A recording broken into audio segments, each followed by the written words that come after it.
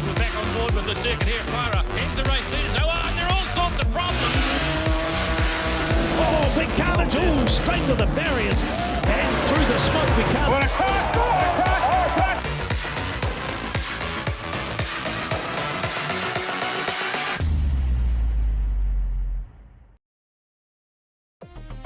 Hi, and welcome to this week's Retro Motorsport. As usual, we like to mix it up, so this week it's bikes, boats and cars. Let's open the show with a bit of mud. It's the 2007 New Zealand Motocross Champs Round 2 from the hills of Rotorua.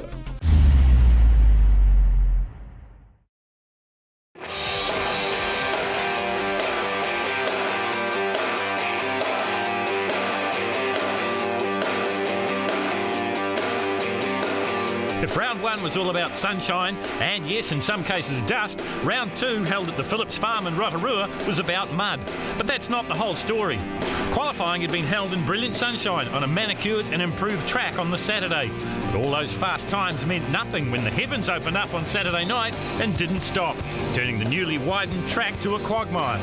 This round two of four would be more about survival than racing. Peter Broxholm explains. It's pretty bad. You kind of have to really want to do well. You have to give it a lot of effort, but if you do, it can actually have a bit of fun, but you just have to know where you want to go, and it's not too bad. There's a few big holes out there too, though. I got a brand new Honda, and it's really nice to ride, so yeah, I couldn't ask for more, really. The weather's up and down, and it's raining and windy as, and then it stops, sun, so yeah, no, it's been different. It's good though, it's motocross, and that's what we're here for. The track was interesting, actually. The soil here is a bit different, a bit of pumice, a bit of hard clay, and it gets very rough. So, but the Honda's fantastic. I just wanted to be top five in both, and I got fourth in the 500 and second in the 250. So, yeah, happy day. Pretty unpredictable track today. It's been raining all night, so it's it's a bit of an anyone's day kind of track. I hope to get some good starts and then just take it from there, and keep out of the roost and just look after my goggles for the day, and just try and finish the race without using all my tear-offs. Obviously in conditions like this it's really hard on the clutch because you're on the clutch in the ruts trying to get the wheel to spin and get rid of the mud and stuff, so we'll change the clutch after each race, but mainly just tyre choice, changing tyres, and that's about it really, and just prepping your goggles, making sure you're ready for the mud. The Yamahas are going really good. Yesterday we had the fastest qualifying time in the 250 on the 254 stroke against the 252 stroke, so we've made that change since last round and really happy with it.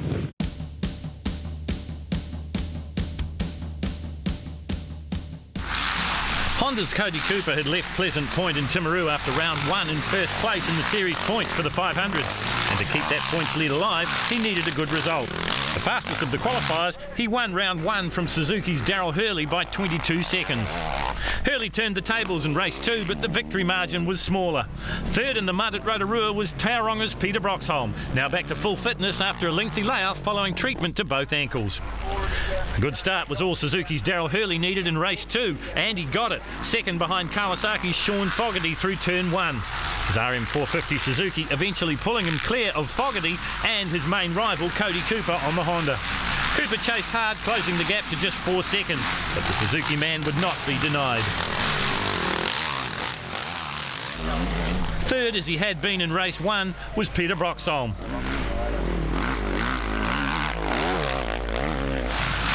The surprise package in round two was 17-year-old Jesse Donnelly, number 933, with a fifth in race one and a fourth here in race two.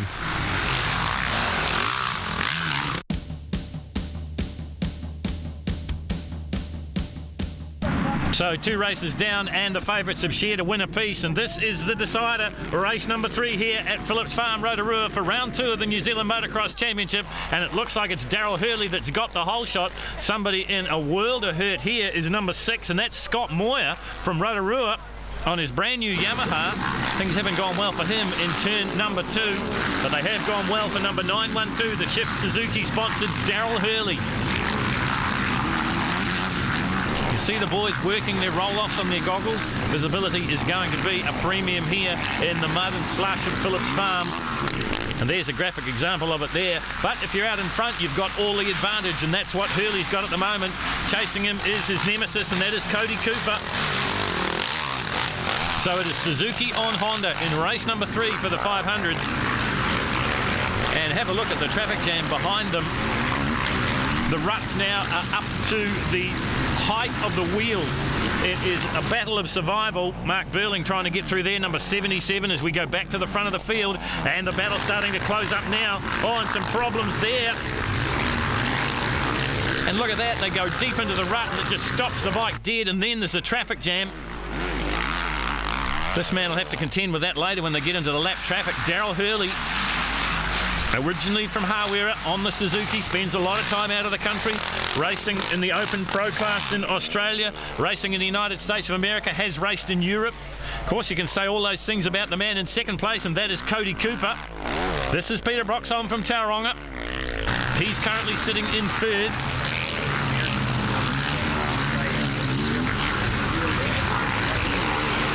So a bit hard to pick up some of the numbers there. Darren Patterson, number 152 on the Honda, and another rider succumbed to that big rut, and it is getting deeper and deeper and deeper. And you just saw number 91 going through there, and you would expect him to be a little bit further up through the field. That is Sean Fogarty, so he's got a bit of work to do in this one. Riding 2 classes again, didn't ride in Timaru, but back here for round 2 in Rotorua. There is Cody Cooper on the Castrol Red Riders Honda. So this is Sean Fogarty from Gisborne on the Team West Racing Red Baron Kawasaki. So he suffered from a bad start in round 3, starting to make his way through the field now. This is the one they're all talking about. This is 933, young Jesse Donnelly, just 17 years of age, about to get a truckload of overseas experience because he's been picked in the Oceania team to represent New Zealand at the Motocross in Victoria in the coming weeks. 23, this is Tom Twist, the Twist Trucking Suzuki, sitting in the mid-pack at the moment. Here is the iLab Darryl August Motorcycles sponsored Nick Saunders. He's currently sitting up in the top 10 at the moment, number 901. Last year the iLab riders all wore those pink helmets and they were so easy to distinguish, and that's what they're doing again. Here's the other Kawasaki, the former Kawasaki rider in the field. This is Sean Fogarty. Again, riding 2 classes here at the New Zealand Motocross Championships, and the rain absolutely sheeting down now. And here's going to be a problem for Darryl Hurley and also for this man, Cody Cooper. They're coming up so quickly on the lap traffic, and really you're at the mercy of the guy in front of you. If you follow him into a deep rut and he stops, you'll stop as well. And you can see for yourself how cut up this racetrack is. The Rotorua Club made big improvements on the circuit, widened it in places, really made it a true world-class track, and down goes another one, and that's been happening all day. And when you remember that these guys are absolute world-class riders. Adrian Smith, another one to take a soil sample on the big Honda. These are the creme de la creme of New Zealand motocross, and they are struggling in these abominable conditions. Well, we said before that all the advantage is out in the front, and this man is in the front. The Shift Suzuki sponsored Darryl Hurley. Here is Cody Cooper, and it looks to me like Hurley has extended that lead just a little bit. It wasn't close in race number 1. Cooper took that. Then Hurley came back in race number 2, but Cooper was right on him. But now it looks like for the first time in the whole day, there's breathing space between this man, Darryl Hurley, and Cody Cooper. They really have stamped themselves as the form horses in the open class, the 500cc class here at the New Zealand Motocross Champs. Here is Cody Cooper. Another one that's had plenty of overseas experience this year. Just recently back from the Motocross of Nations. Of course, Darryl Hurley back from that race as well, but was hurt. And along with Ben Townley, they couldn't field a New Zealand team, but he's not hurt here, and he takes out round number 2, race number 3 for the 500s. Second place is Cody Cooper. In third, it's Peter Broxholm. In fourth, it's Kawasaki's Sean Fogarty. And in fifth place, it is Nick Saunders on yet another Kawasaki.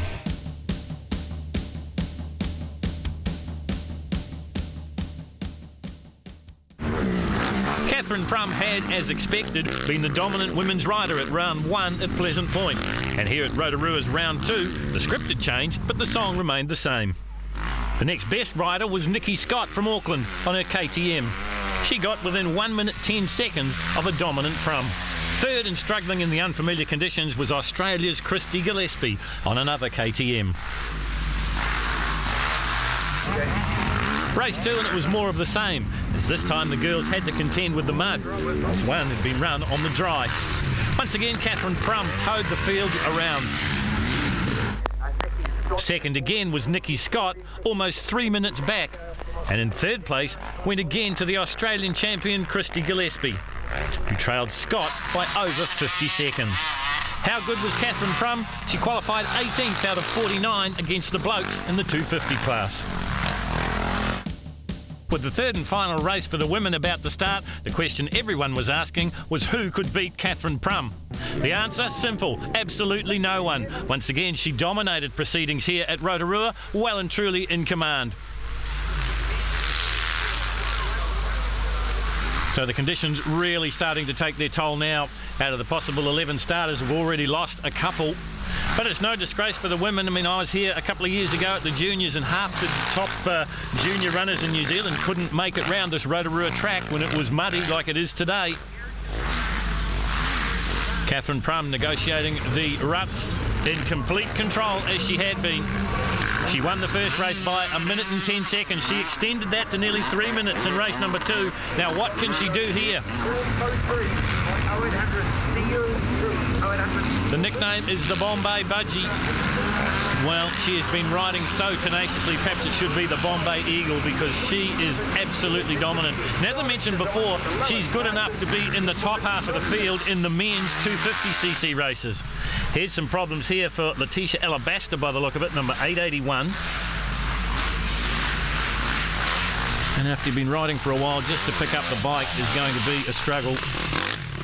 Nikki Scott goes through on the Triple X Moto, Motor X KTM. That should put her into second place. This is Samantha Waterhouse on yet another Yamaha. And there is Christy Gillespie. Now, you've got to feel for her because she will have never ridden in conditions like this before. They have mud in Australia, but it's nothing like the clingy, pumice-based mud that we have here in Rotorua. In fact, if I can take some time and go back in history, how out of depth are the Australian riders? I can remember years ago when Craig Dack came over to New Zealand. At the time, he was the best thing on two wheels in Australia, and he raced at a motocross round in Rotorua, just out of Wellington, and he was lapped by a man on an IT 175, complete with the headlight going. And Dack has never lived it down. And Catherine Prum lapping these riders as well. I should probably qualify the fact that the man that did lap him was Mark Davis, and Mark Davis was one of the best enduro riders this country has ever produced. This is certainly the best women's motocrosser that this country has ever produced. This is Catherine Prum out of Pukekohe, the Mr. Motorcycles KX250 Kawasaki. Head and shoulders above this field, and here's some more problems here for Letitia Alabaster, but she's got it beaten. This hill, half of the women's field really struggled to get up here. Nikki Scott currently sitting in second place, I would think, unless the Alabaster's got by her again on the KTM. So valuable points. Remember, the women's racing will be at all 4 rounds. We go to Hawke's Bay next, and then we finish up at Barrett's Road in Taranaki for the grand final. This girl will be there, Letitia Alabaster. She's overcome some pretty horrendous conditions here. Using the outside line, that's the line that was favoured by the men in the last 250 and 500cc races. Here's Catherine Prum once again. She's a 2-time world women's champion. She's the past Australian champion. In fact, she's the current Australian champion. The past Australian champion, of course, is Emma Davis, who isn't here today. Some problems with her back after Timaru means she was a non-starter.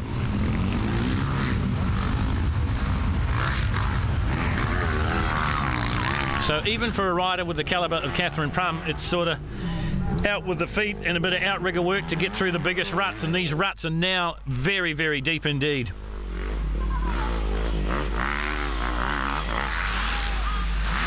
I guess you've really got to feel sorry for the Rotorua Motorcycle Club and Patterson and O'Connor and all the people associated with this round, because at the qualifying on Saturday, which was only yesterday, remember, brilliant sunshine and a well-manicured racetrack, and now it is a little bit of a quagmire. Here is Nikki Scott, still chasing Letitia Alabaster hard on the KTM.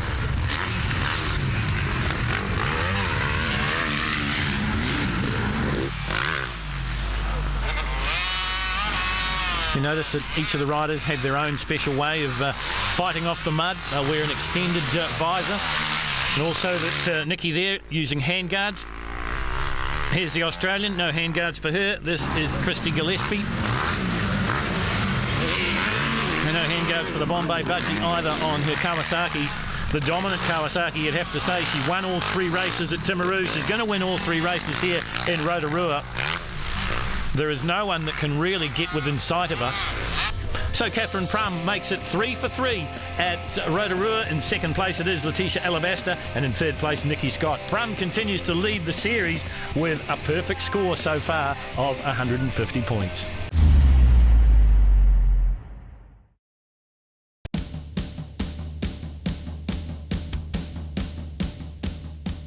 Qualifying had been close in the 125s with less than 1 second separating Jessie Wickie and number 4 Justin McDonald. But come race time there was only one person in it, and as he had done in Timaru, Damien King took his Subway Yamaha to 2 untroubled wins. First-year senior Matt Hunt took the fight to King with a second in race 1 and a fighting 6th place in race 2. The big for his age Hunt made the Suzuki sing in the ruts. Third in both races was where all the action was, with Justin McDonald, Reese Carter and Cam Nagus all arguing over the final spot on the podium. But for the second round in a row, the move to the 125 two-strokes had paid off for Damien King. Another clean sweep for the Subway Yamaha rider. Second in race number 2 was Honda's Justin McDonald. The Christchurch man struck in very different conditions than what he had in Timaru. And in third place, a man probably loving the conditions, the sometime local Cameron Nagus on his Yamaha. On a track we had ridden his 250 Suzuki last season was Mark Penny from the Waikato, this time making the move down to the 125 two-stroke. But as he had done at round number 1, Damien King was dominant. So just the one race to go in the 125s here at round 2. Patterson O'Connor sponsoring the Rotorua round of the New Zealand Motocross Championship. Last year he couldn't buy a good start. This year he can do nothing wrong. Damien King leads this big field into the first turn and down the hill for the first time. Going with him by the look of it, number 222 there, that's Michael Menchie from Whakatane. On the Suzuki, Matt Hunt up there as well. Oh, and somebody's gone down, and that's caused a bit of a concertina effect. And more problems on this hill. Well, it gave the women absolute fits, and it's really starting to tell on the 125 senior field as well. And look at the size of the ruts. It doesn't seem to bother Damien King. He won race number 1, he won race number 2. They changed order behind him, but he is the dominant man on a 125. A lot of people said when the news leaked out that Damien was going to ride a 125 two-stroke, he was too big for it. At nearly 6 feet tall, I suppose he was, but he's proved the doubters wrong. He is the current 125 national champion, or the defending national champion, and he is well on his way to taking that title again. Here is Waikanae's Michael Menchie, number 222. Again, getting good starts. We saw that at Timaru. He started like he was fired out of a gun. But the man that was fired furthest was the man on your screen, number 1, Damien King. Now, we probably should mention the start because they use a concrete start pad here at Rotorua, and it's a bit of an acquired taste, to say the least.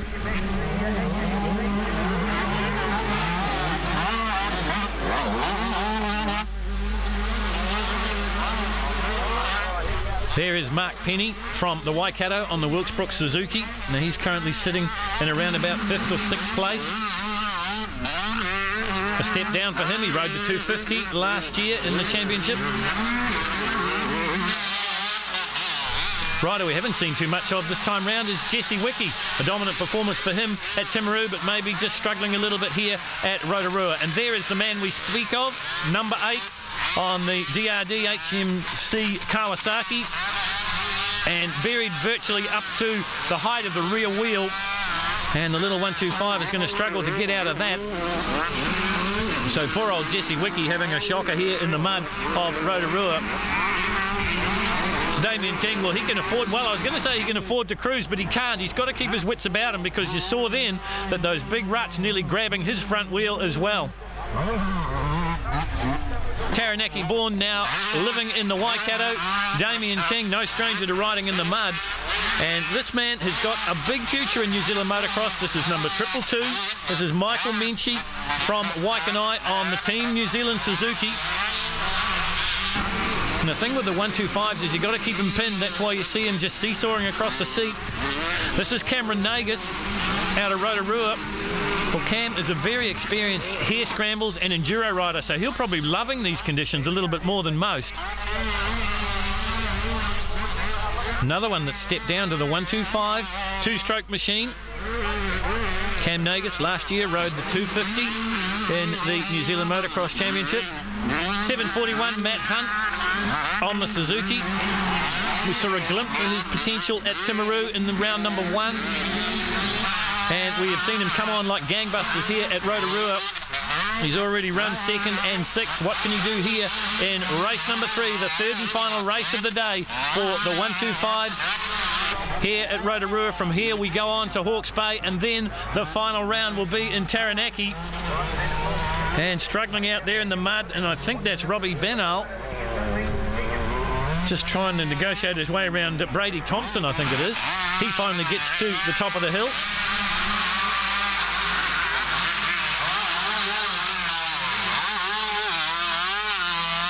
This is Justin McDonald, and he's had a little bit of, well, good and bad luck this weekend at Rotorua. He was dominant at Timaru, rode both classes, decided here at Rotorua to just ride the 125. Another shot here of number 121. Forget about the 21. The one's come off. That's Cam Nagus. They're all chasing this man, Damien King. Nagus would be up into 2nd place now, I would think. So he's got past Matt Hunt and also Mark Penny, but no one has been able to get past this man. Probably played catch-up more than he cares to remember, and as the youngest of the King siblings. But with Shane riding the 250 and the 500, and with Daryl on the sidelines, it's all Damien King as the checkered flag comes out, and a clean sweep here at Rotorua. In 2nd place it will be Cameron Nagus, and in 3rd place it will be Matt Hunt. Now what that does for the points, well, I can tell you that Damien King continues to lead with 147 from Justin McDonald on 121. The big talking point in round 2 was that some of the top runners on the 2-stroke machines were going to switch to the 4-stroke bikes at Rotorua. Luke Burkhardt wasn't one of them. He had dominated round 1 on his RM250Z Suzuki, and at race 1 in Rotorua he did the same. Some say that Michael Phillips has got a hometown advantage. Well, he used it to his best advantage here and ran through in 2nd place. People told me to discount Shane King. They thought his days were done. Well, you can forget about that. He came back with a dominant performance here in round number 2. Chasing him hard, his younger brother Damien on the Subway Yamaha. Race 2, and it was all changes and crashes aplenty. Came Burkhardt and Shane King, but at the flag it was Kawasaki's Michael Phillips. 2nd place went to Damien King, and 3rd, after recovering after being caught behind a lap rider, was number 2, Shane King. So one race to go in the 250 class, and who will be into the first turn first? Will it be Damien King? Now remember, King riding a 4-stroke, rode a 2-stroke at round number 1, on a 4-stroke here at round number 2, and it's going to be a Yamaha by the look of it, and I think that might be Lee McKinstry that's going to lead this field in. Good start there for number 2, Shane King. Good start too for one of the Suzuki runners there, and I don't think that was Luke Burkhardt, so he may be mired back in the pack a little bit. He's got some work to do if you get stuck in the traffic in these conditions, and there is a graphic example of it. And look how deep the ruts are. I know we keep going on about it, but they are enormous. Michael Phillips, Mickey P to his friends in the front, McKinstry in 2nd place now. So the Kawasaki man on his home ground, his home track, he helped build it, in the lead. And here come the pack, and still just looking out there for number 99, Luke Burkhardt. He was dominant at Timaru. He won 3 from 3. He struggled a little bit here in the conditions, and so has Michael Phillips, and that means that Shane King gets ahead. He does, and that is a pass for the lead. So real problems out there for Michael Phillips on the Kawasaki. King now up into 2nd place.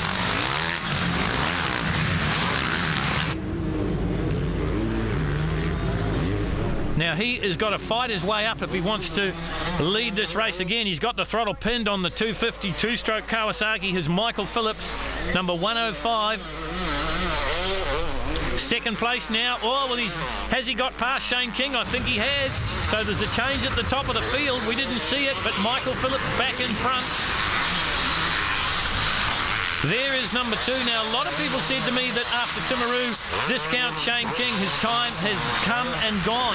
Well, never discount this man. He's got over 35 national titles to his name, and he likes to play in the mud. He's from Taranaki. That's all they do. So is his brother, Damien. He's currently sitting in 5th place at the moment. There is our first glimpse at Luke Burkhart, number 99, on the Shift Suzuki. So he has got a little bit of work to do.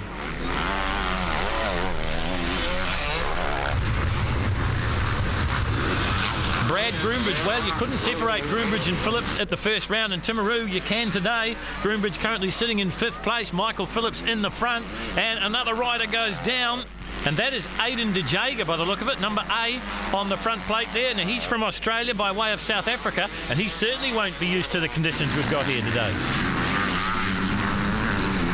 Well, this is number 888 once again. This is Lee McKinstry. Got a very good start, drifted back to about 6th place now, but putting on a good show, fitting it with the big boys.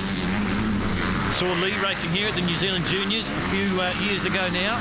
Number 7, Tim Gurr from Blenheim, and yet another one of the very quick YZ250 two-stroke Yamahas. Interestingly enough, that Damien King decided that he would change from a 2-stroke to a 4-stroke. A lot of the experts were saying that the 2-strokes would be too powerful for the 4-strokes. It hasn't turned out that way. At Timaru, it was a 4-stroke that led everything. Or another rider having all sorts of bother here. It really is cruel. This man having no problems at all down the big downhill and heading towards the finish line now. Number 105. This is Michael Phillips playing on his home track, if you like. But really, hometown advantage doesn't come into it. He spends a lot of his time in Australia racing. But he tells me he likes to play with construction equipment. He helped build the track with his dad, the whole family right behind it. This is Phillips' property, the home of round 2 of the New Zealand Motocross Championships in association with DRD and Karcher. And here in Rotorua, Patterson and O'Connor. This, the battle for the minors, and it's King on King. It's Shane King on Damien King. There is 99, that's Burkhart. Now he's currently back in 4th place on the Shift Suzuki. On the 4-stroke, remember.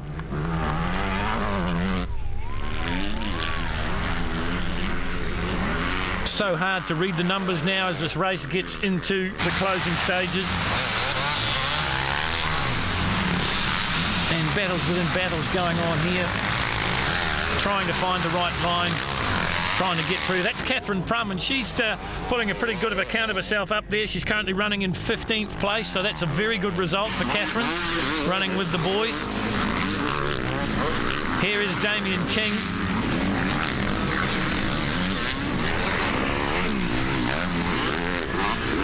Now, while we've been concentrating on the rest of the field as Damien goes for a roll-off there, I think he might have got into the front. There's his brother Shane.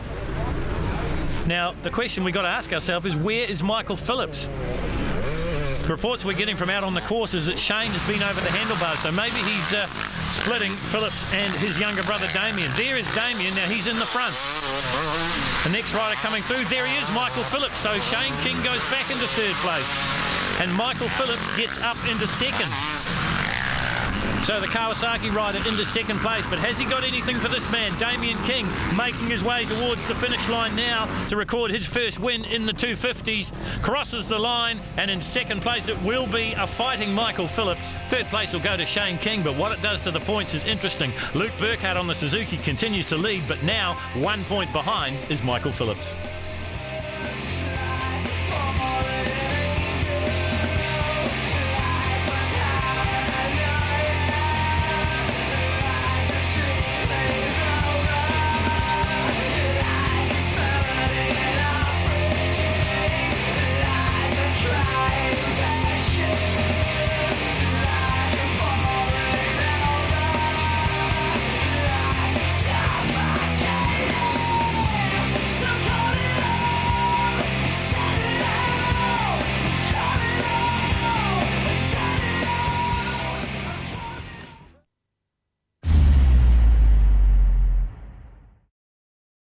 Next up, it's the New Zealand invented sport of jet sprinting. So let's go back to 2002 for World Series jet sprinting Group A boats in the river at Whakatane.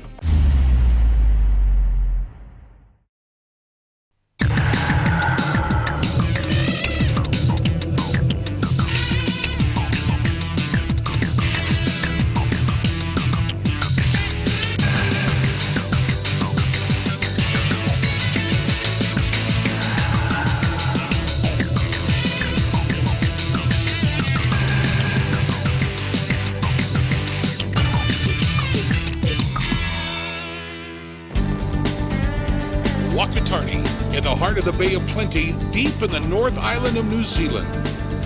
A city on the river mouth and home to the final round of this season's World Series jet sprinting.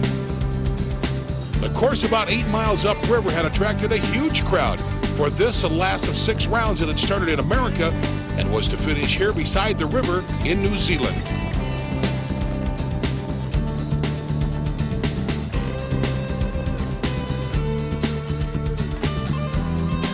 After 5 hard-fought rounds, the Kiwi Chris Monroe was an 11-point break on the rest. But with 30 points for the win, it was still not over yet. It's a river course. It's different. Yeah, it is. It's back to the way it used to be, 7 or 8, 10 years ago. For you, it doesn't hold any traps. You like river courses? I do like them, but yeah, there's definitely traps there. We had a couple of bounces on the last corner, and that's yeah, you got to really just pay attention to the shoals and that. You get a lot of lift off them out there. Peter Shearer was hot last week. Is he going to be a problem for you today? Oh, Pete's he's a very good driver, Pete. So yeah, there's a few guys we've got to watch out for. Peter Shearer had nothing but bad luck and mechanical problems in this series, but he was the only one to be able to catch Chris Monroe for sheer speed. Nobody's been able to get near Chris on pure pace, but you did it. Yeah, which I was quite surprised, very happy. We did a lot of off-season testing, and it seems to have shown itself, improved itself. What's the plan going to be for today? Just take it very easy. It's a pretty hairy track as such, easy to bite you and put you out, so I'm just going to take it easy and slowly, hopefully, catch up to him. A slender grip on second place in the points had been the reward for Andrew Dalzell's consistency, but he has struggled in the last 2 rounds. In the first few rounds of the series, Andrew, you were, what you'd say, Mr. Consistent. You were just on the podium all the time, clocking up those points. It's been a bit difficult for you this time around, though, in your home country. It has been hard work. I think everybody's sort of crept up a wee bit, and I need to do some engine work after this round before America, so that's what I'll be looking forward to. Delighting her fans with 4th place on the table was Teresa Parrish. The boat needs more horsepower, but Teresa sure doesn't need any more talent. The series so far, has it been good for you? The first round was excellent for us. Getting a 3rd was just the best thing that we could ever have, possibly imagined. And then last weekend we just didn't have the horsepower. It was such a drag strip of a track, it was so fast, and we just didn't have that top speed to get us out of corners quicker. So today I'm feeling a lot more confident. The boat's going really well, and I love the track, and the times are really good, and we've got a little bit more horsepower this week, so that's great. Reigning champion Jason Maxwell is out of contention this year, having tomorrow a boat to stay in the game. You went reasonably well at the 2nd round with the new boat. Is it going to be better this time? We'll just have to play it and see. Have you made many changes? No. Other guys that are running these Eagle holes, they've kind of been telling me what to do, and what they're telling me is kind of the opposite I would do, but I don't know anything about this boat, so I'm listening to them, and we'll see how it comes out. The course at Whakatane is back to the basics, a course carved out of the bank of the river.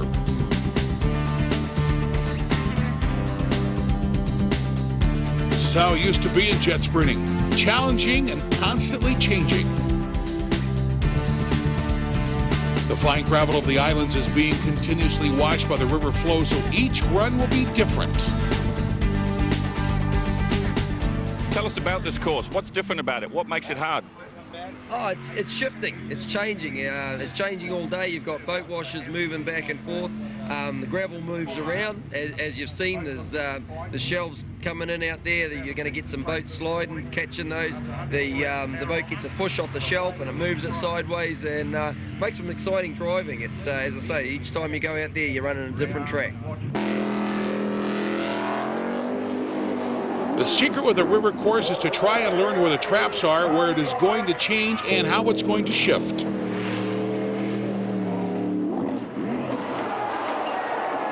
River course quite a bit tighter. Is it going to help you today? I think it will help the lower horsepower boats. Yeah, the greater horsepower can't really use it, and there's a few tricky spots out there. If they go on them too fast, they could get themselves into trouble. Even the cautious can't get caught on the river course, as Simon Campbell found out.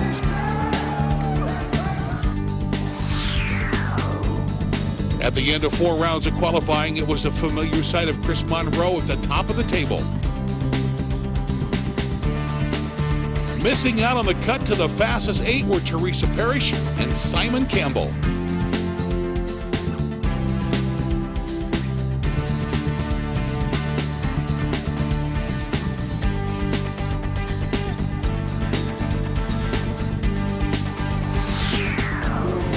One of all the boats that showed up for qualifying for Group A, it comes down to this. We have our 8 quickest and now go into the round of eliminations. The first out on the track of the Whakatane River. World Series jet sprinting going to be Hamish Pride. Hamish has got the misfortune, if you will, of being the first boat out on the track. So whatever time he lays down now is the time that the other 7 drivers, Andrew Dalzell, Kim Sanders, Brian Smith, Darrell Hutton, Jason Maxwell, Peter Shearer, and Chris Monroe are going to be chasing. So it instantly puts him on the bubble. Well, note 22.72 at the split, because that is going to give the guide. So very big ride from Hamish Pride as he drives his way around the speed bowl, taking it to the max. Forget what he's done before. He's been in the 54s. He wants to be there again. Would love a 53, but will it come? The 97 New Zealand champions back in action. Very reclined driving position. They run and gun now. They hook it round the left-hander. Blast for home. The clock tells the story 54.43. His best time today.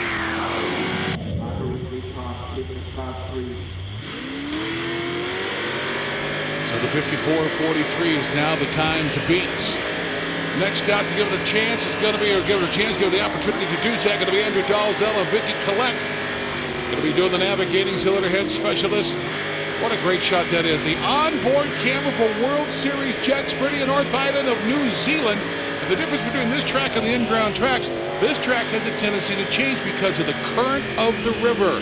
It will move the islands a little bit. So what you're racing against now may be a little bit different in 45 minutes from now because of the wash from the boats as well as the current of the river changing the islands around just a little bit. Well, Dalzell, 22.36 at the split, so he's right on the case, equaling very close to time of Hamish Pride. But the agricultural contractor from the South Island of New Zealand, being a big star in this World Series, looking for the best result that he's got. He's going across the beach, he goes, and he puts it up on the ground. So, all over Red Rover for Andrew Dalzell. Goes a little agrarian up on the island, across through the channel, up on the beach, just meters short of the finish.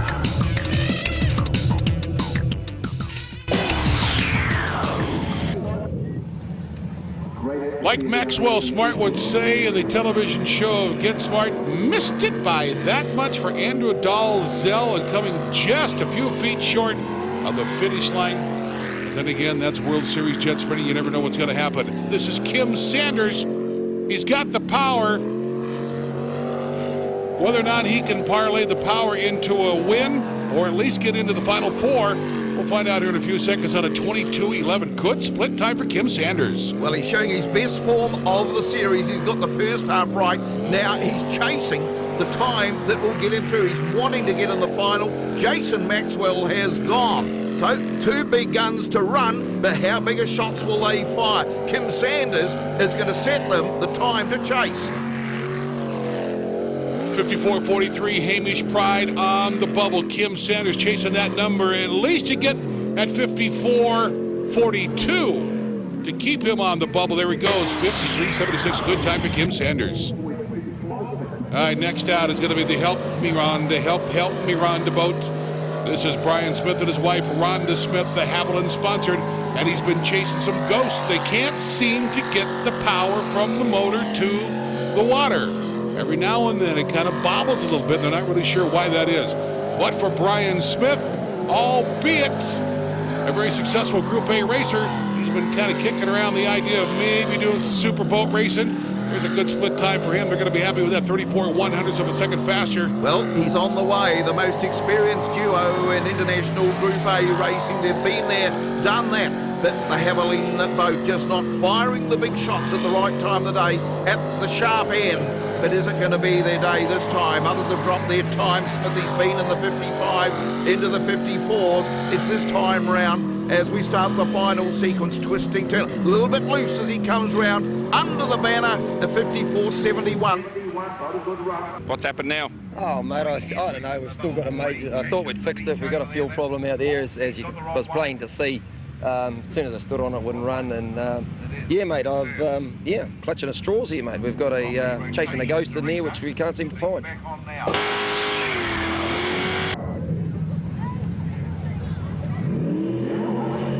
Next out on the track of the North Island of New Zealand for Group A eliminations in the field of 8 for World Series Jet Sprinting. Going to be Daryl Hutton. This is one of these people to keep your eye on for the near future. It is a borrowed boat and doesn't have the luxury of running the 14-degree cylinder heads, which you will find that the winningest boats and the fastest boats in this class do run those. He said it's a matter of time and money before they're able to afford that. So coming up on the split time at a 22:35. They'll be happy with that with the JD Sawmills sponsored boat of Daryl Hutton. So this is the New Zealand-built Eagle hull, and Daryl Hutton doing a very, very good job at the helm, just coming into the sport behind the wheel.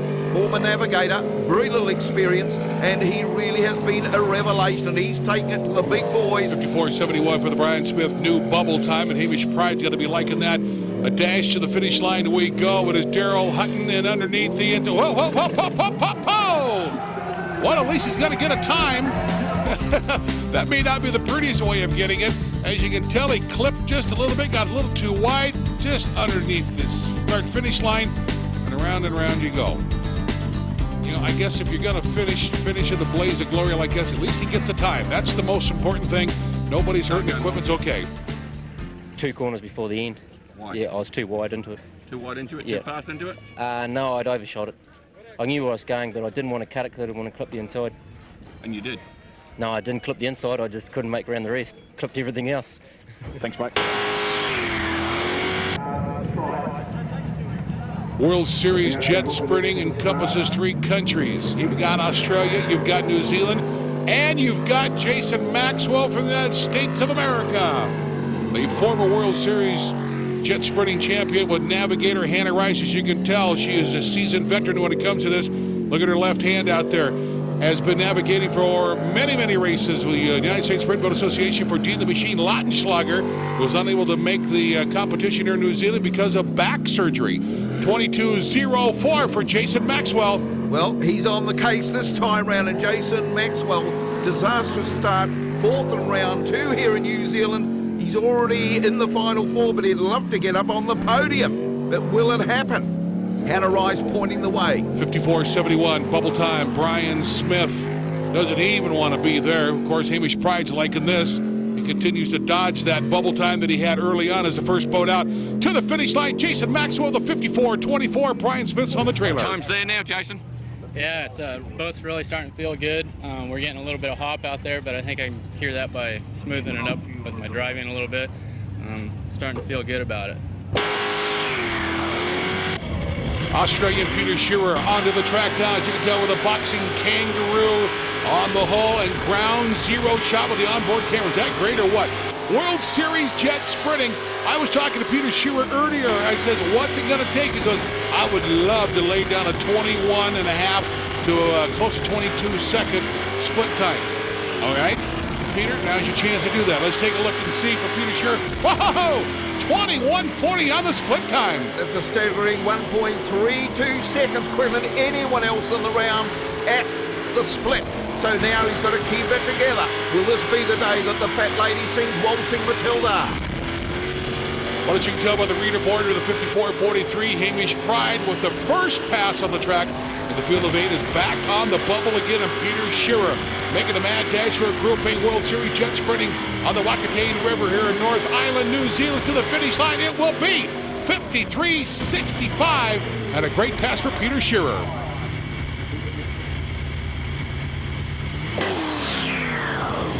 What's going to be your strategy? You like to lead from the front. Is that what you're going to continue to do? Well, we'll see how it goes. We're going to be safe. We're here for the points, and you've got to use the noodle and just hang on in there, really, I think.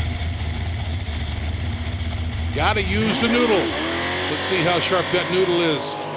Next out on the track, the last one for the field of 8 is going to be Chris Monroe. Tony Carter sitting beside him, doing the navigating. But as you can tell from the screen, he's been able to get down into the mid-52-second pass and get him into the field of 8. And at this point, I think it's going to put Daryl Hutton on the bubble. That is the chase time for the number, by the way, for the split time, 21:59. 21:59. So Chris Monroe right in the ballpark right now, chasing the final again, looking for his second victory on the home waters in Kawara Jet. This man, he is on fire. Shearer has set the pace. This man has to match it. 54-29. Daryl Hutton chewing his fingernails right now and watching the action on the river. Group A World Series. Hold on. Chris Monroe to the finish line. Even with the hop, skip, and a jump, he still runs to 53.02. Daryl Hutton's going to be out on the trailer. Chris Monroe, Peter Shearer, Kim Sanders, and American Jason Maxwell make it into the final 4. We'll be back right after this.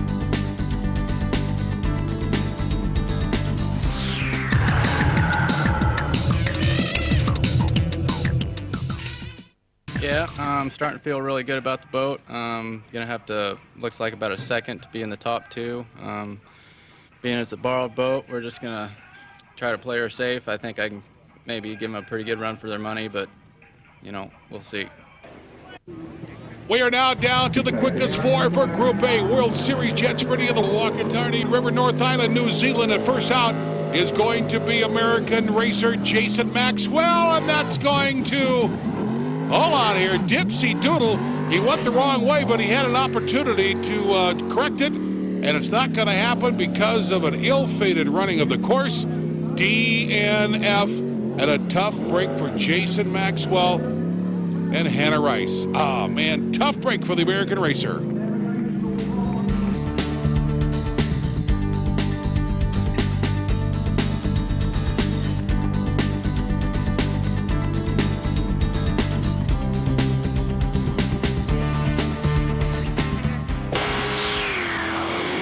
Kim, pressure time. Oh yeah, we're under pressure now. It's okay, we'll just do the best we can on the track. Have you got much left? No, we're pretty flat most of the way around now. So near the end of the day of the rounds of eliminations for Group A, Kim Sanders makes it to the final 4. If you listen to the boat, it pretty much is full-on throttle the whole time. He thinks he can squeeze a little bit more out of it. We will see. It takes about a 53-second pass in order to be considered to make it into the final 2.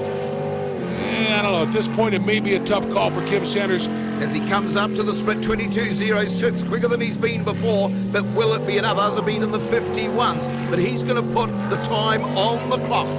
He's pushing it to the max right now. The South Australian air conditioning engine having his best outing of the series. Pushing very, very hard, Sanders. Going for broke. He's chasing a place in the final. Well, Jason Maxwell out with a DNF. Kim Sanders has got the opportunity to do something, and that's probably not what he wanted to do, and you can tell with the right hand in the air, he is upset about that. Getting aground, probably plugging up the pump. No, the pump is okay, so they're still on the time. At least they're going to be able to get a time. Not quite the time that they wanted, with 1 minute and 5 seconds. Oh, man, they're not going to be happy with that at all. See what's going to happen here. He starts drifting out just a little bit and touches the island right there, gets high centered, up go the arms. They knew it when they hit the island that they were going to be done. Up comes the arms. There it is.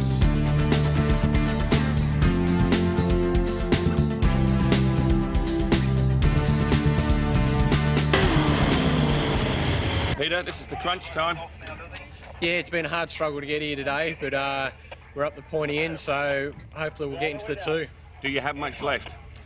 Just a lot in my tidying up once again. I am being a bit cautious on a few corners, and I'll get into the 2. I'm definitely going to be up there in the 2, and then I'll see what happens from there.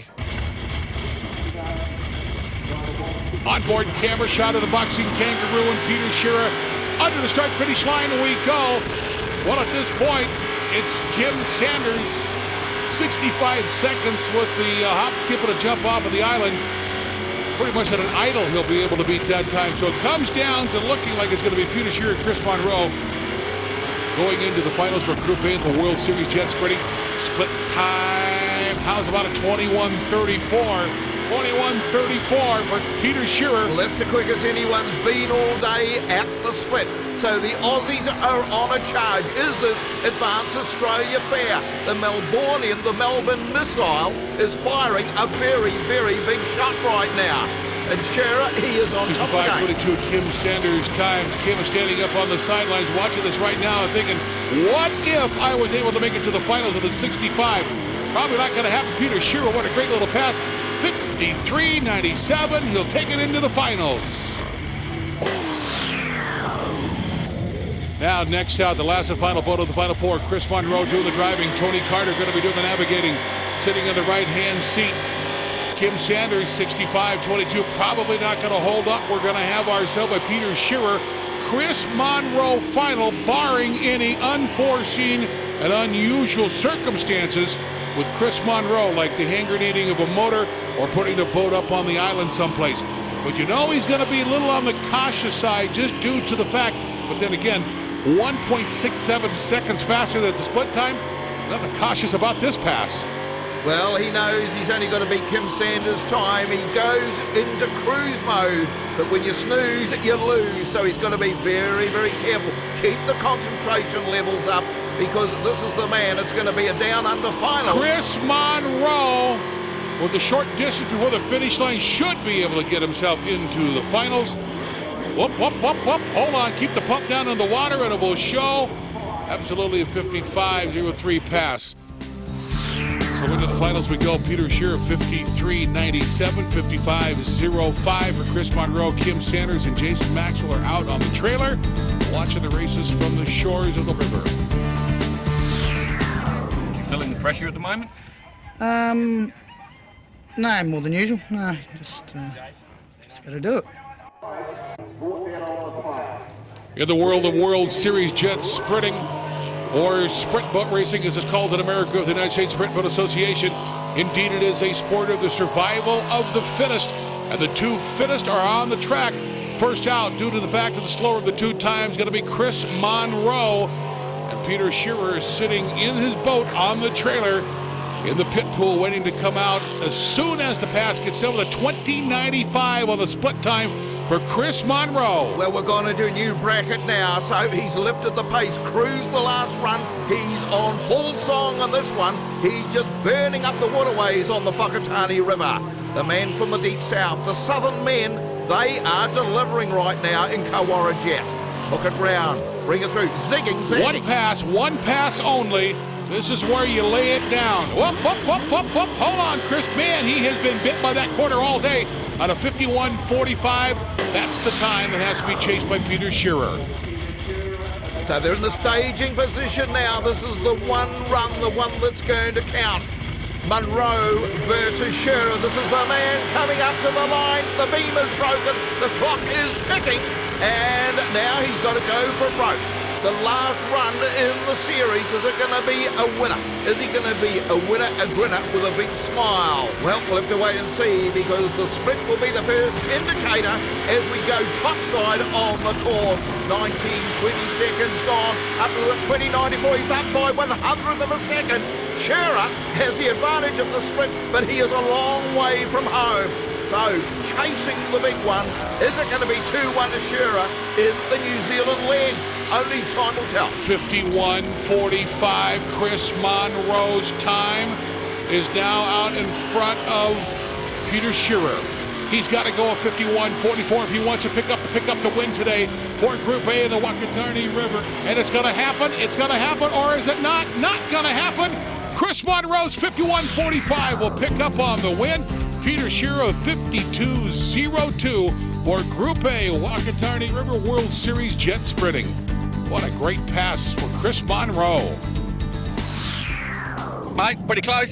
Yeah, it was a race of my life, I think, that one. Yeah. That was a hell of a time. Where did you pull that from?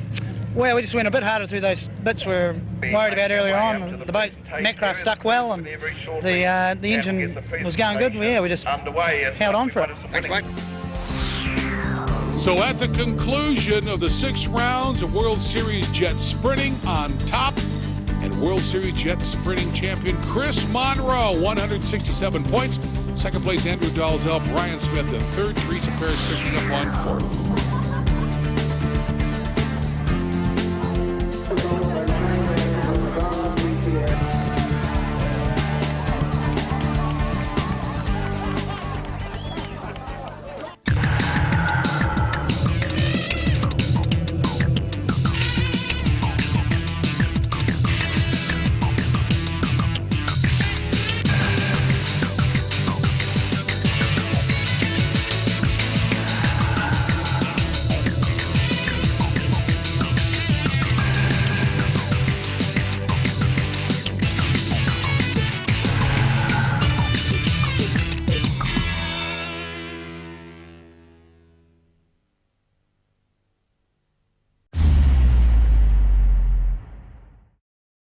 Last up for this week, don't tell anybody, but as we are short of rallying content and it's winter, here are a couple of rounds, Otago and Southland, from the 2007 Rally Extreme Series that we have played a few months back.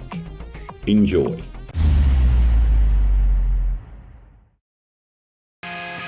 The roads around Dunedin were busier than usual a few weekends ago when they played host to not only the first round of the South Island Rally Extreme Series, but also round 1 of the Mainland Series, the Classic Rally, and not forgetting the Vantage Aluminium National Rally Championships as well. Cars of all shapes and sizes descended on the deep valleys and blind brows of the amazing Deep South Rally roads.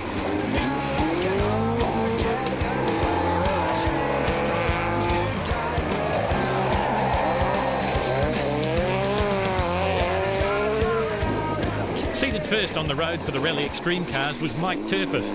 Turf to his mates is a man that has seen the good and the bad of this rally before. The good in results, but unfortunately the bad in race-ending crashes. Behind them, the Ross family, Regan and Nigel from Kaikoura. They were driving their Subway-sponsored car they had debuted last season with spectacular effect. To put it mildly, they were blitzing the field. Seated third on the road, Jeff Judd, who we ride with here. To 3 right, to a 4 left minus opens, into a 5 left minus opens, to a short 4 right plus, into a 4 left closing narrow, to concrete 4 to a 2 left, sorry, I'm behind you, to a 50, to a 3 long 3 right don't cut, into a 3 left injunction don't cut. Juddy and his team had prepared the Subaru well.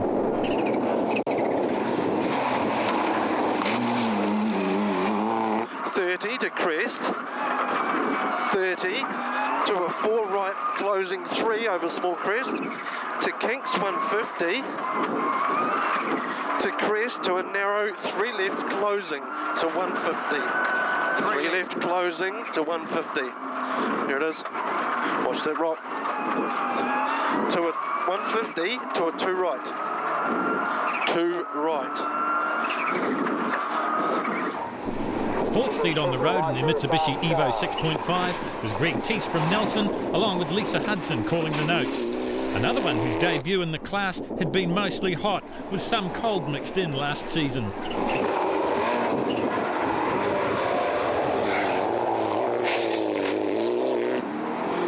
John Giltrap and Paul Miller were lucky to be there at all. A car-destroying crash at Autosport last season, nearly sounding the death knell to any future campaigns. They were back and going quick.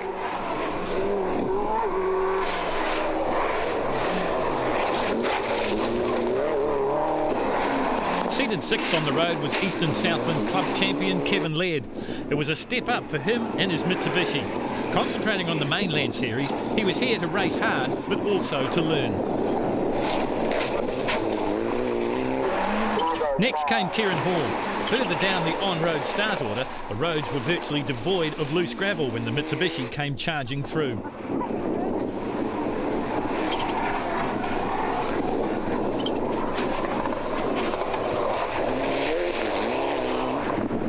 It was the second year in Rally Extreme 2 for David G and Joel Clement in their Subaru. They were seeded 8th.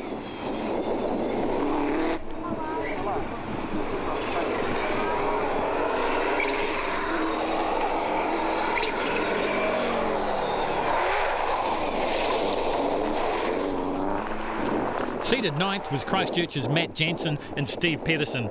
Their Otago rally would be a shocker, the big off in 2 effectively ruining their day. They would be back after 4, and we'll have more of that later. But more importantly, record no points. A stray rock doing the damage. We knew from last year that the Berries, Ryan and Robert, were fast, especially at Timaru, but here proved no different. They had their Mitsubishi seated 10th on the road at the start. 130 kilometres of special stages is hard on a modern rally car, and by that we mean four-wheel drive. But spare a thought for these guys. Cam Moore and his Mag & Turbo warehouse-sponsored two-wheel drive Levin seated best of the two-wheel drive partners. We should call it the Toyota class, because they were the quickest of the bunch, none quicker than Marcus van Klink in his AE86.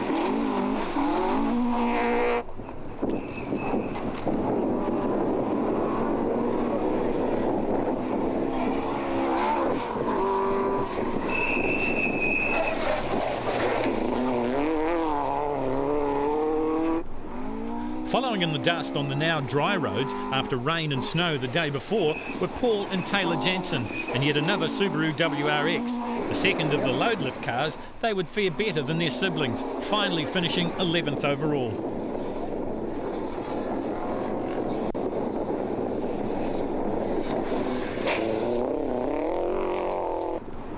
Last seated car on the road was the number 121 Patterson Pitt sponsored Mitsubishi of Mike Hoskin and Nick Jenner. Looking very quick here, they could go on to the finish and claim 8th place overall in Rally Extreme.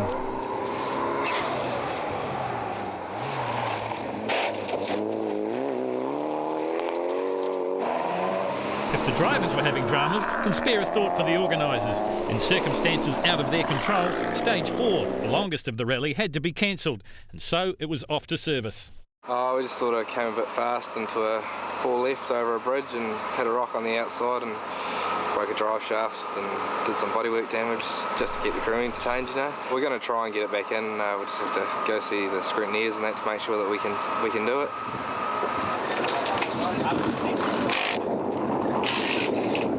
Today's been pretty good, but slippery out there in places, but no, we just sort of started steady and the time seemed to be there, so that's good. Yeah, we had about 20 seconds up before 5, so we're presuming like that, but yeah, the long stage being cancelled sort of cuts a bit of the mileage out of it, so yeah, no, looking forward to the next one. Looks a bit of rain down that way, so be a bit interesting. Just running with the Silverstones we've been running all day. They've been working really well, so no, we'll just keep on with what we know, really. Jeff Judd was now up to second. With just the publicity to go, it was looking good. Pretty happy. It's a real good contest in the middle there. Regan's absolutely torching us all, but there's a good battle between Turf and myself, and I think some of the other guys. Kieran Hall's pretty close behind as well, so it's good competition. We've done the gearbox and put a different front limited slip in and some modifications to suspension, so I'm probably just coming to grips with it a wee bit, but I'm happy. I just can't keep up with Regan. The traditional finish to the Otago Rally, the no-holds-barred blast around the downtown waterfront. It's a chance for the drivers to reward the fans and have some fun. Probably having more fun than most, Regan and Nigel Ross. They had, in the words of second-place Jeff Judd, torched the rest of the field. Quickest in all of the now 7 stages, bar the publicity, it had been a dominant performance. Whatever happens in the coming months, we will crown a new mainland and Rally Extreme champion. The man that holds both titles, Derek Asen, was racing, but in the classic class in his Nissan-powered Escort. It might be a shade early, but you'll still get very good odds on the Rosses from Kaikoura to take the title.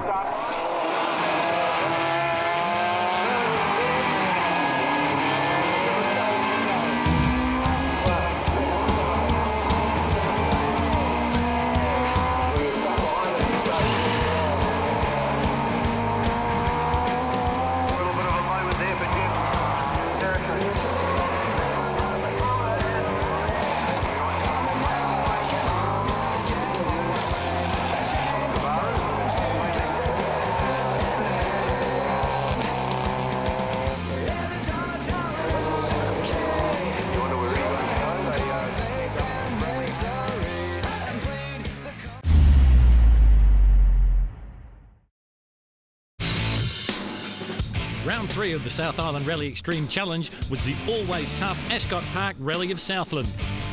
The weather in the deep south had taken a turn for the worst in the days leading up to the rally, with heavy dumps of snow and consistent rain.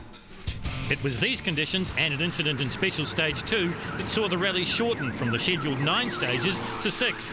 With more snow on the way, the decision to cancel stages 3, 4 and 5, the right one for organisers. Regan and Nigel Ross were seeded number 1, and for good reason. They won Stage 1, and when racing resumed, won 6, 7 and 8 as well. Seeded number 2 on the road was the Hankook Mitsubishi Lancer of Brad Harris and Dave Calder. Second overall in Canterbury, that now just a distant memory. An incident in Special Stage 2 ending their rally. John Silcock went out on 1 with turbo trouble. Next in line was Jeff Judd and Marty Stevenson. Not able to match the pace of the Rosses, for Jeff and Marty, it was about playing catch-up again in their Subaru.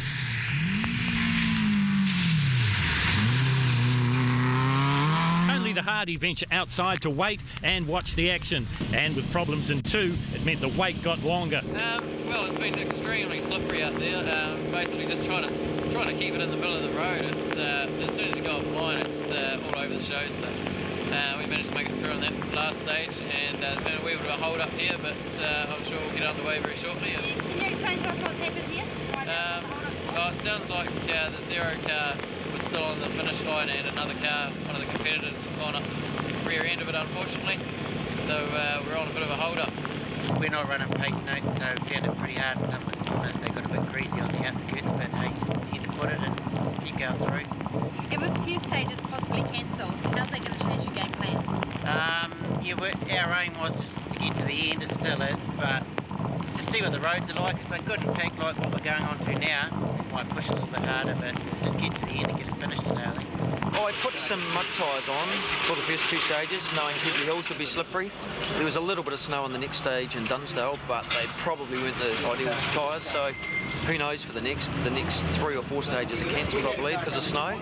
So the ones after that, I'm not sure if there's snow in there or not, so we've got to take a punt again. We've just got to go as hard as we can. Regan's so fast, and he beat us by 12 in the first stage, so we've got to try and stay in touch and see what we can do on the track, maybe. We've opted for the Silverstone mud tyres, which are very effective in these conditions. We counted a little bit of snow on the stages. The next one's apparently been cancelled, but there could be a bit more snow around, but the tyres are working very well. I'm taking it pretty easy, very, very tricky conditions. Yeah, just ticking away and not trying too hard. Not trying too hard was either the understatement of the rally or an ominous warning to their competitors. The Rosses picked up where they left off, winning stages 6, 7 and 8 before finishing second to Jeff Judd on the publicity stage at Teretonga. The brothers from Kaikoura completely dominated the rally, their winning margin 2 minutes and 7 seconds. They now hold a commanding lead in the South Island Rally Extreme Challenge and have guaranteed themselves a finals berth. Jeff Judd had missed the second South Island round of Rally Extreme when he was on co-driver duties for Andrew Hawkswood in the Argentinian WRC round. And here in Southland was his chance to get his campaign back on track. From stage 1, Pebbly Hills, where he was beaten by the Rosses by 12 seconds, the die had been cast. Beaten by Kieran Hall in 7 and 10th in 8th meant a battle all the way to the finish to secure second. By being fastest in the blast around Teretonga, Jeff Judd and Marty Stevenson secured second by just 6 seconds. Greg Teese and Rocky Hudson were also looking to get their campaign on track after leaving Canterbury on stage 4. Third and fourth best times from the assessed stage 2 right through to the finish at Teretonga, where they were rewarded with third quickest again, meant a 4th overall in Extreme for the Nelsonian.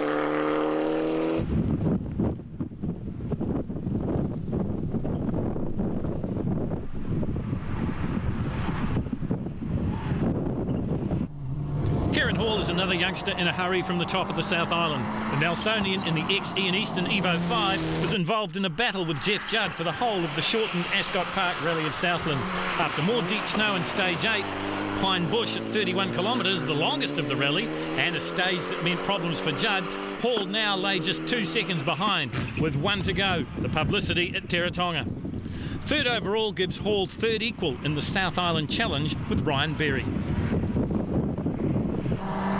Rangiora Les Summerfield was seated 7th on the road here in Southland. With only 20 points beside his name after a fourth in his home rally, the Autosport, round 2 of the South Island Challenge, the Castrol-led Subaru pilot needed points here in Southland to clinch a spot in the finals.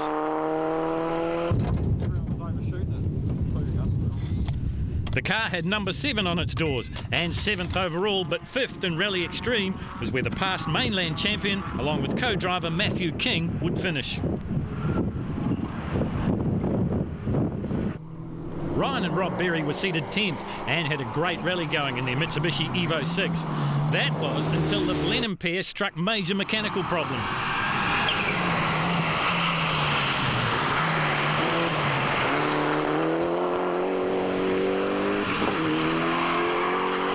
Publicity stage, an 11-kilometre blast around Tauratonga Raceway, the problems got worse. They lost nearly 5 minutes and plummeted down the field as a result. 11th in Rally Extreme.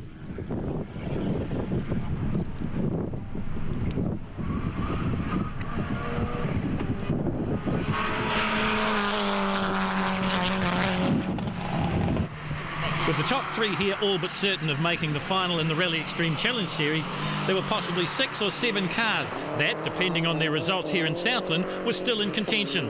Among them, the 13th seed, David G and Janelle Clement, involved in a titanic 3-car battle with Sean McMillan and Paul Bugler. They would eventually finish 6th.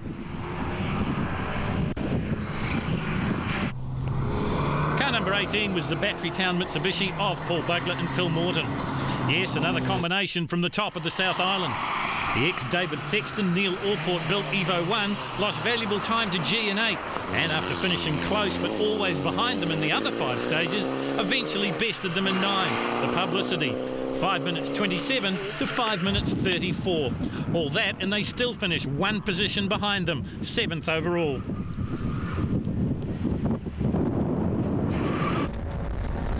Matt Jensen and Steve Pedersen were seated 19th in the Ascot Park Rally of Southland.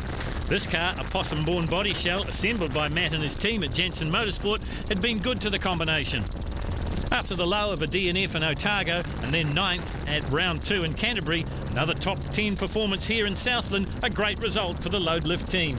The Ascot Park Rally of Southland has a deserved reputation, normally run in cold, wet and yes, even sometimes snowy conditions. It has in the past been a graveyard to national, regional and club level competitors.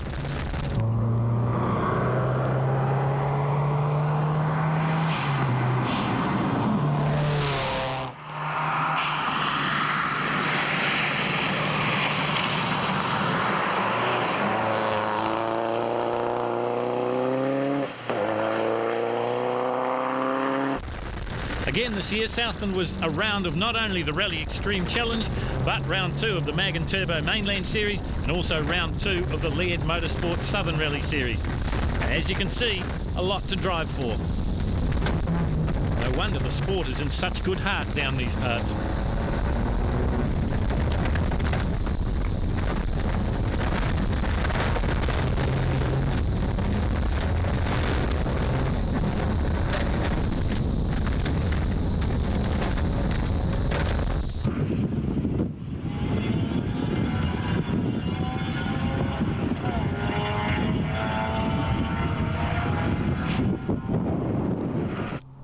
The combination of Aucklander Andre Beattie and Timaru's Paul Dixon seemed to have gelled in the Ascot Park Rally of Southland. 8th in Canterbury and 8th again here for the Spates Alehouse Mitsubishi Evo 3.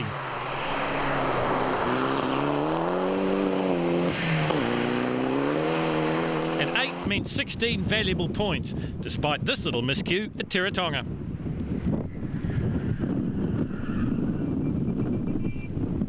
The top 10 finish here, keeping their quest for the finals alive. After what was meant to be 159 kilometres of special stages, somewhat modified by the weather and other problems, the gap separating 8th and 9th place in Rally Extreme was just 5 seconds. And if Richard Bateman hadn't had problems in the snow-covered 8th stage, it might have been even closer. The Subaru had the last laugh by beating Dixon in the Publicity, but the damage had already been done. That meant Richard Bateman was 9th overall in Southland. There was only one 2-wheel drive car registered for Rally Extreme in Southland. With With Cameron Moore not competing, the pressure was off Marcus van Klink. If the pressure was off or not, it didn't stop Van Klink from almost throwing the rally away, and he struck problems in the snow of Special Stage 8, the longest of the rally. He lost over 20 minutes, and he was another to tumble down the order, but importantly, he still made it to the publicity and the finish.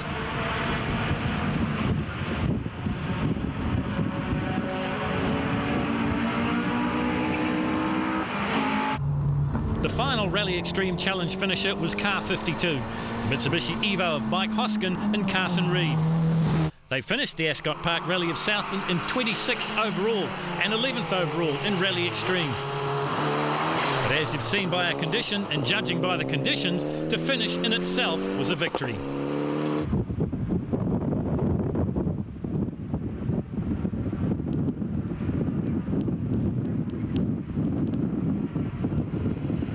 Well, if you have a look at the overall results, it is the Rosses making a clean sweep of Rally Extreme in the South Island from Jeff Judd and Marty Stevenson. Third place, Kieran Hall and Peter Hart.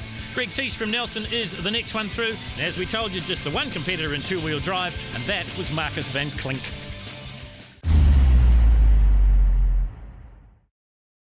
That's it for this week. See you next week for more Retro Motorsport.